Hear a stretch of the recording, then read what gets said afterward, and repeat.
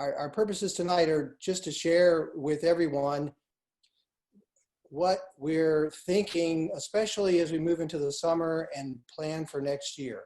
One of the principles we'll talk about is transparency, and we as a board and as leadership of the school want to be as transparent with parents and faculty and everyone as we can be. So that's our goal tonight. I want to just start with this slide here and just tell you a couple of stories, and then I'm going to turn it over to Charles Merritt, our board chair, to make a few introductory remarks, and then I'll pull us through. Trinity's mission has not changed. We have continued to, our job as a school is to deliver a classical Christian, rich, unhurried education. We didn't know when we went into this 2019-20 year that we'd be doing that remotely, but we pivoted pretty quickly to realize that we were going to need to do that. And I put these pictures up here just to remind us all of God's goodness to us, that we have been able, our teachers, our faculty and staff have done just incredible work to deliver this. The picture here on the left up here in the corner is of one of our lower school students who did this plant that she's holding. Mrs. Chauncey sent all the lower school students home with seeds on March the 19th, I think it was, that last day that we dropped off, that parents came by and picked up things. And she planted those and they grew, and then she did a nature study of that plant and sent it to Mrs. Chauncey and me and said, thank you. And so there's just a little glimpse of the education of Trinity, the rich, unhurried education going forward. And then down in the bottom left corner here is just a screenshot of Lori Stepp, one of our middle school science teachers, Science Expo night. And though we weren't able to gather as a school at the school and to travel from classroom to classroom and hear the presentations live, we were able to hear these students talk about their experiments and do their video presentations, and then have a live Zoom chat with Mrs. Stepp, and significant learning going forward. And then I've also posted several pictures from a website that these two young women in the top right here, so Addie Lau and Naomi Pridgeon, two of our seniors who are visual artists, and they did, their capstone project was supposed to have been an art exhibition held down in the American Tobacco, in a gallery right there in the American Tobacco complex. But of course that was canceled. And so instead they created this website and did a virtual art gallery. And it's an incredible experience. And I've just put 3 of the self-portraits up here that these young artists have done. And it's incredible the work that they did, the talent and the hard work that the artists put into this. Many thanks to Banks Clark, our visual art teacher, as he guided these students into this. And then what Addie and Naomi were able to do as they presented this and created a website. And so I just wanted to put this up to remind us all that the mission of Trinity to educate students in this classical Christian, rich, unhurried way goes forward. So Charles, I'm gonna turn it over to you and let you say a few words. This is Charles Merritt, our board chair, and I'm so grateful to the board and to Charles for their leadership through this. We've been spending a lot of time on Zoom and phone calls. We have indeed. And before we get started, I'd love to just say a word of prayer too as we get going. So, great, thanks. Heavenly Father, we are gathered here across this technology that allows us to gather. Even as we can't be together physically, we can be together through these means, and we thank you especially for your presence here among us tonight. We thank you for your provision for Trinity School. We thank you for the immense amount of hard work over the past weeks as that pivot that Dr. Denton mentioned has happened, and the hard work from our faculty and our staff and our families too. And Lord, I just pray your protection on our families. Pray for all those who are directly involved in the COVID, the fight against this virus, our frontline workers, doctors, nurses, researchers, a measure of wisdom.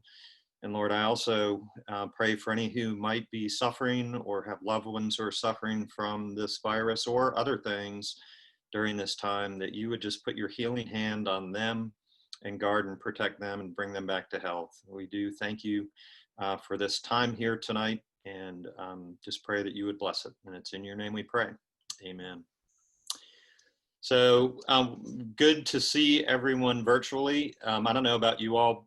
We have been on a lot of Zoom calls, and so thank you for bearing with us through a Thursday evening 7 p.m. Zoom call. I really just want to express my sincere thanks to all of you, our families. I pray you're doing well and staying healthy in these kind of strange and unprecedented times. And I think everybody has suffered in some way, and maybe some are suffering more than others. There may be financial concerns. I think there's a lot of mental health concerns for all of us, for those who may have those conditions anyway, and all of us now as we navigate this new normal that we're all living. I just really want to say how much we love our families at Trinity and how we miss being together on the grounds of the school. And I know, along with you all, I'm praying that this all ends soon and we can return to something that looks more like our old normal. I want to say a special word of thanks to Dr. Denton and the entire faculty and staff. They are doing remarkable work.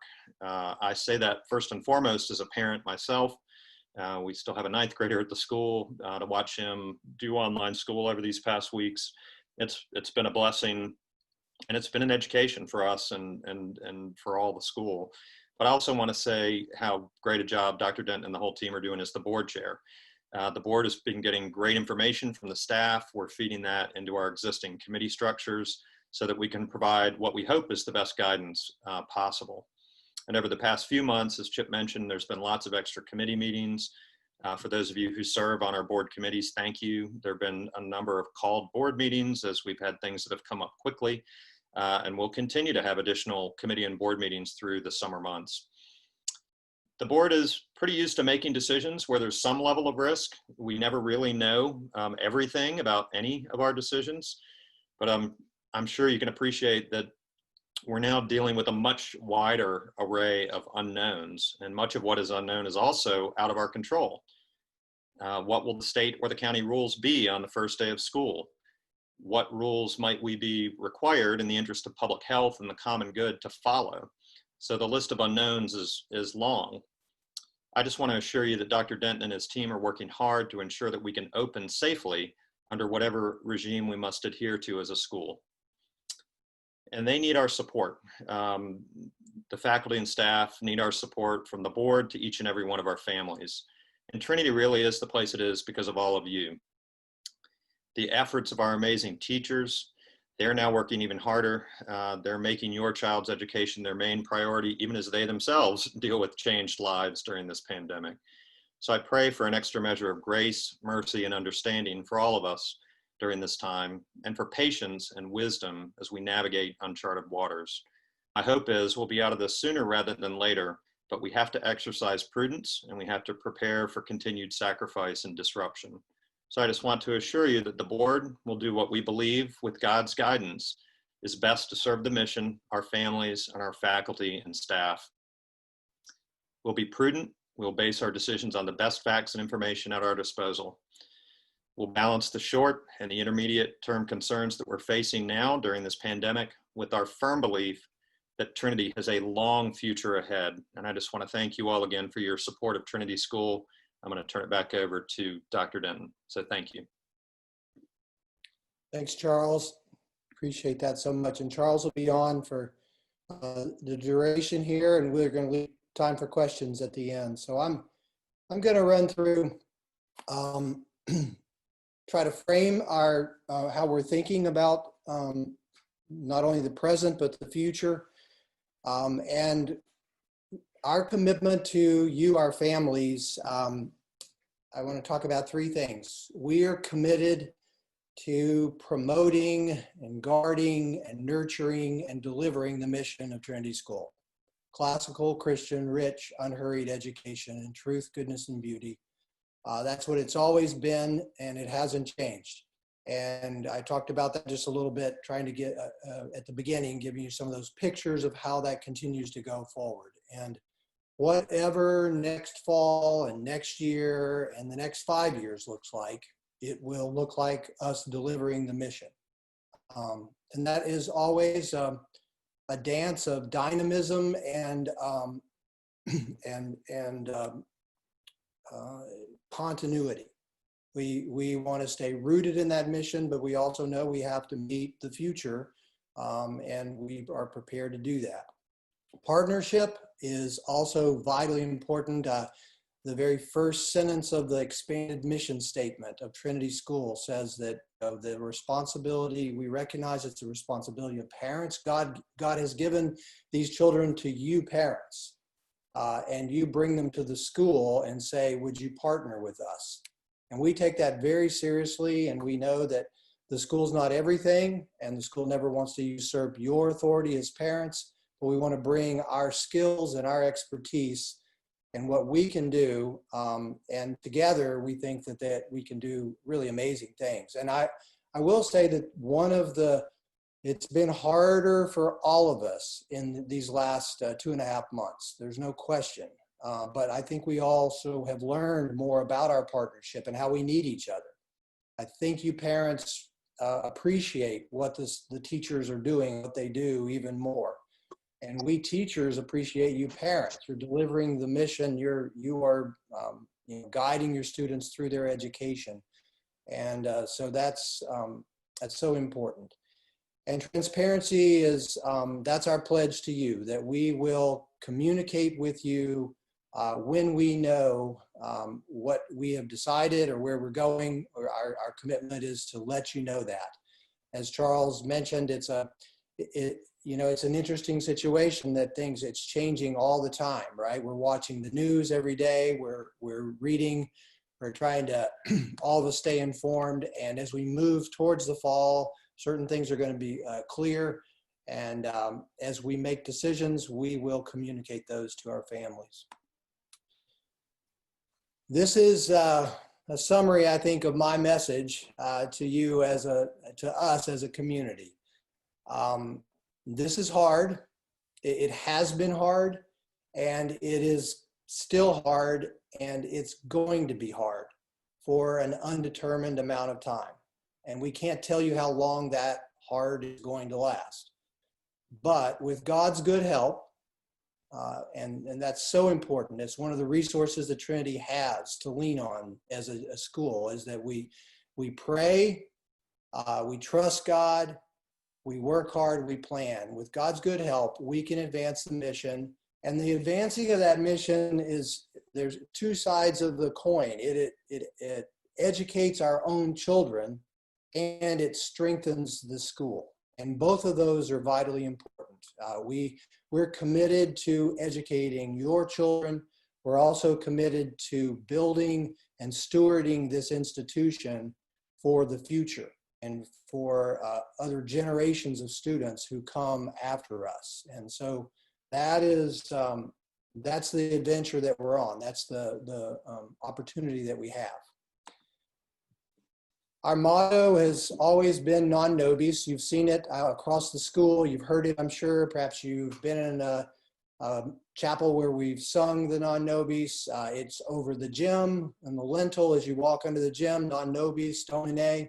It's the Latin for Psalm 115, not to us, Lord, not to us, but to your name give glory. And it captures, I think, two things that I just want to highlight that are so important to Trinity. One is that the glory of God is the most important thing. There's nothing more important. God's glory, we are most fulfilled as human beings when we learn to orient our lives towards celebrating God's greatness, his mercy, his grace, and all that he's done for us. And so we're, as a school, committed to that. And the other part of the non-Nobis is that it reminds us that we have a servant mentality, a servant attitude, a servant's heart. We aspire to that anyway. Not to us, Lord, not to us, but to your name give glory. One of the paraphrases of that is, I am third. And you'll see that on the backs of some of our, on the t-shirts of some of our athletes, I am third. God first, others second, I am third. And that's really what we're about. I mean, we are in this situation that we're in right now because we have chosen as a school, and I'm proud to say as a country and as a community, to put others first, to think about how we are living our lives that will serve others who are vulnerable. And that's a principle that Trinity always wants to uphold. So with that, beginning to move a little more specifically as we think about the guiding principles that we are going to give direction to all the decisions that we have to make. And there are a lot of decisions we are making, have made, and will make. Safety is first.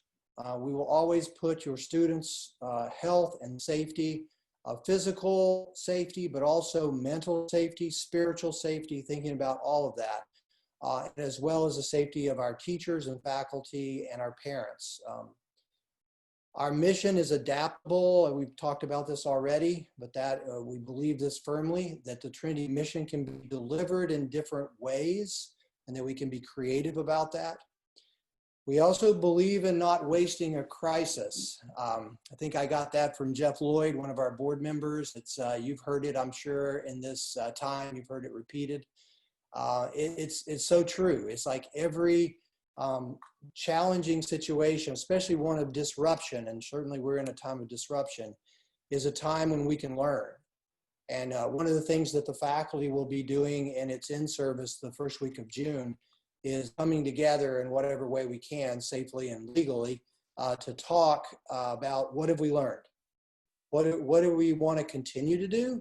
What do we want to stop doing? What do we want to do better? What have we learned that we can take into the fall? And this is the most important educational experiment that our country has gone through in my lifetime, I think. I think it's fair to say.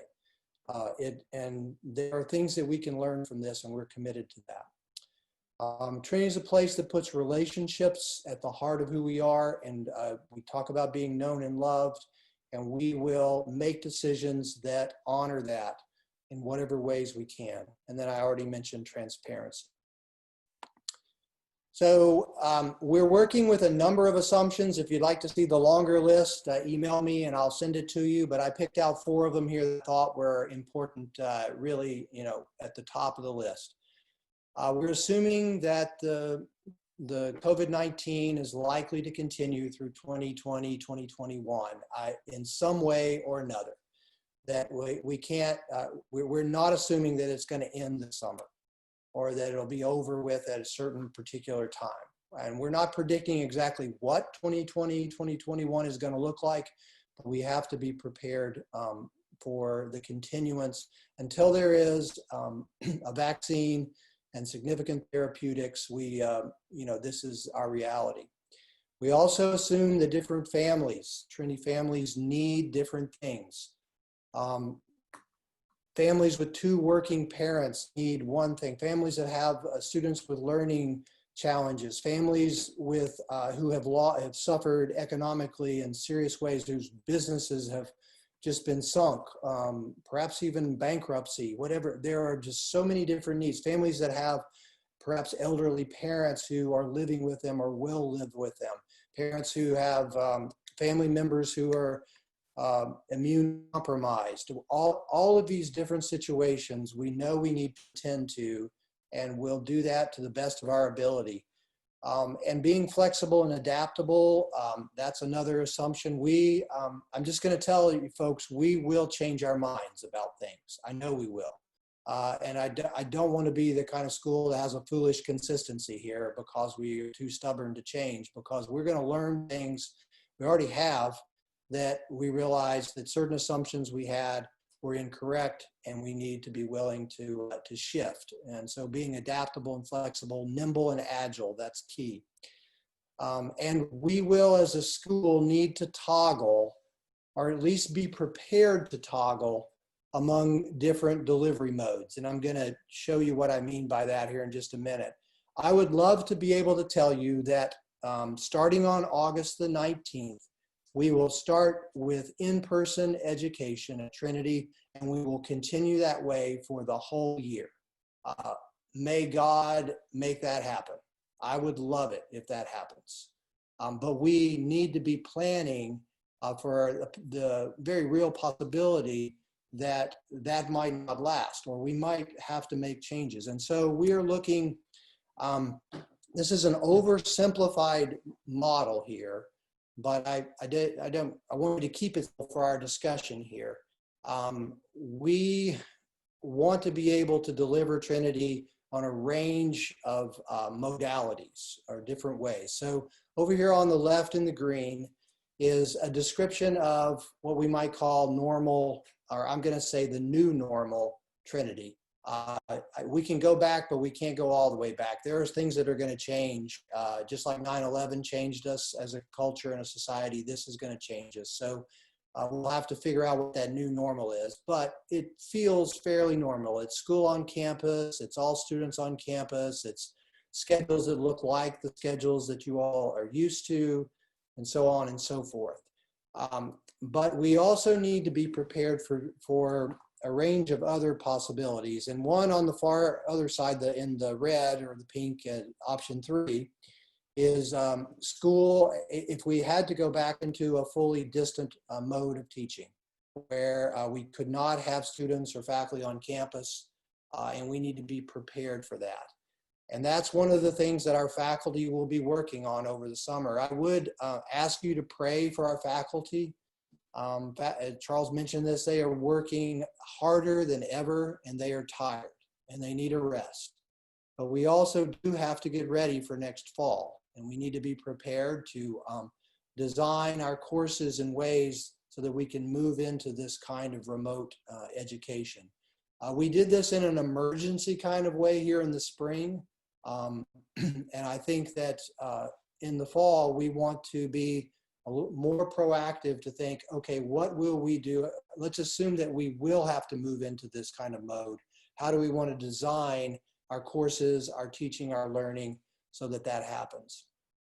And then in the middle, in the option 2, is what schools are calling hybrid models. And there are various hybrid models out there. And if you want to go deeper on this, we'd be happy to talk with you. We're looking at a number of different models at higher education and sharing with lots of other independent schools. But a simplified version of this is that there would be some students on campus at a particular time, but not all of our students. And you can imagine that that could happen in a number of ways. We could have some students in the morning and other students in the afternoon. We could have certain grades on campus at certain times and certain grades at other times.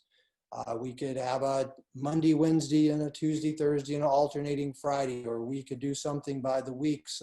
We might, we've thought about, should we weight the lower grades more and have them on campus more because they're less independent, and the remote learning is more of a challenge for the younger students. So all these are possibilities and models that we're looking at and studying. And as it becomes clear where we're going to enter on August the 19th, what it will look like, then we'll be able to say more definitely about what our models are. The health and safety guidelines that we're looking at, our school nurse, Kelly Hernandez, is working very hard, and Cheryl Blake, our previous school nurse, is involved with the school still, and she's connected with the State Nursing Association. So we're getting really good guidance here. And we will be thinking about proper social distancing, health and hygiene measures, protections for at-risk staff and students, and what are the best practices that are out there from the CDC and the health departments. And, you know, we're thinking about all this. We're thinking about equipment. We're thinking about the layout of rooms. We're thinking about the movement of students, about carpool, about all of these things. As you can imagine, there are many decisions that have to be made. And I'm going to say a word here in just a minute about how we're going to go about making those decisions. This next slide has a bit of information about the finances of the school. I expect some of you may have some questions about that. And so I wanted just to share with you a few facts here and some perspectives. Trinity has applied for and received funds through the payroll protection plan, and we're really thankful that we have received that, and we can say more about that and answer questions about that if you'd like to know. We're watching enrollment. I think you know that Trinity is an enrollment-driven school. The tuition funds about 95% of our operating budget each year, and we're really thankful to Carmen Kent and her team.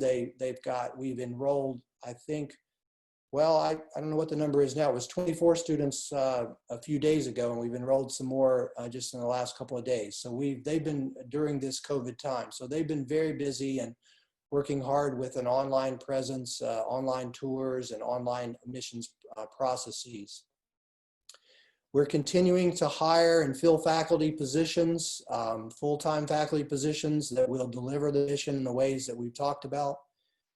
And I want to assure you also that the board and the leadership are studying various long-term financial models, and we're committed to fiscal responsibility and sustainability for the school. We'll be looking for what is the new normal of Trinity, and how do we shape the financial model of the school so that it is accessible to parents who want to be here and sustainable over the long haul. And will that involve hard decisions? Probably. We don't know. But we're committed to the way that Trinity has operated in the past. I think we've been good stewards of what's been given to us, and we pledge to you that we'll continue to do that. We are beginning site preparation for the new Arts and Engineering building. That was to have broken ground right as we went into the COVID period, right at the very end of March. And we hit the pause button on that and have since decided the board has to do the infrastructure, sort of the site preparation for that building, because we're also going to invest in renovation of the modulars for the app to enhance and increase our capacity for after school, which has been in our sites as well. And doing those two things together is just a smart move.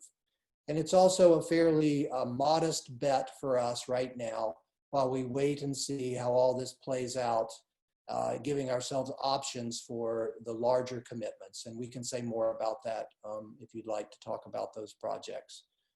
We remain committed to the vision of the Arts and Engineering building. We believe that it is, it's an incredible opportunity for Trinity and will serve us well. This is a slide that shows sort of a model for how we plan to go about working on this. And I show it to you mainly just to give you some sense of the many different areas that we'll be working in and coordinating.